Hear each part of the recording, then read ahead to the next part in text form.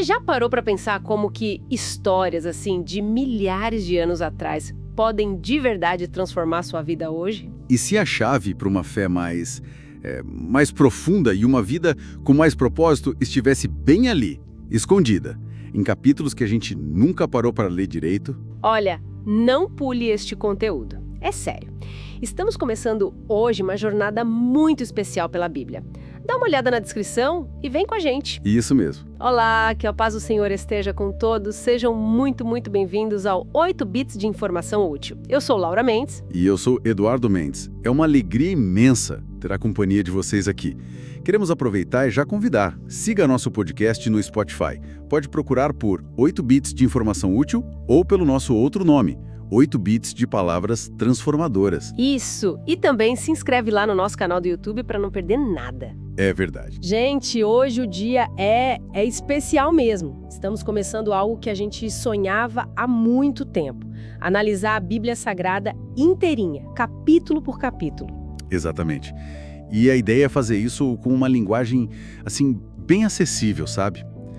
Trazendo reflexões que tocam fundo, mas sempre pensando em como aplicar isso na nossa vida, no dia a dia mesmo. Queremos que essa palavra transforme de verdade. Depois dá uma espiadinha na descrição do episódio, tá? Lá tem os destaques do que a gente vai conversar hoje. Que Deus abençoe muito este nosso tempo juntos. Vamos começar essa exploração maravilhosa. Hoje, a gente abre o livro de Ester. Vamos lá! Mergulhando no início dessa história que é fascinante, lá no Império Persa. O livro já começa apresentando o rei Assuero.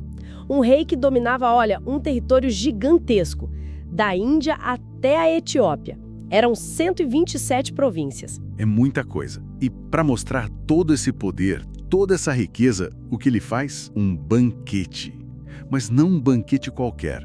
Um que durou 180 dias. Isso só para os príncipes e servos dele. 180 dias. Imagina! E não parou por aí. Depois ele ainda fez outro banquete de 7 dias para todo o povo da capital, Suzã. Era, assim, uma ostentação de luxo que você nem imagina.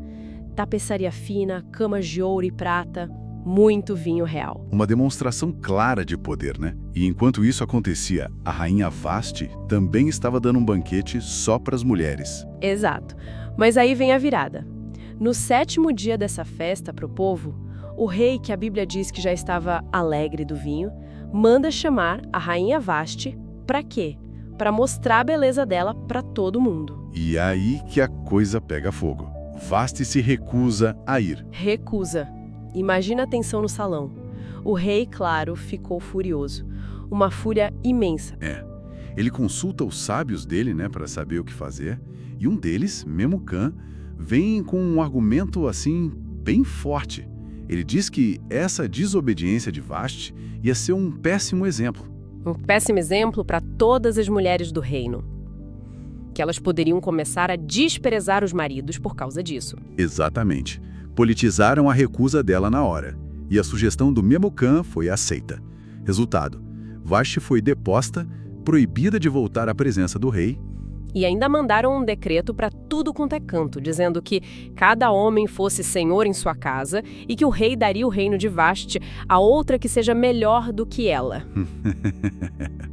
Que começo, hein? Intenso. Muito intenso. E aí a gente entra no capítulo 2. Passou a raiva do rei, sabe? Diz que ele até sentiu falta da Vasti, mas o decreto já era lei, não dava para voltar atrás. Pois é, aí os servos dele tiveram uma ideia.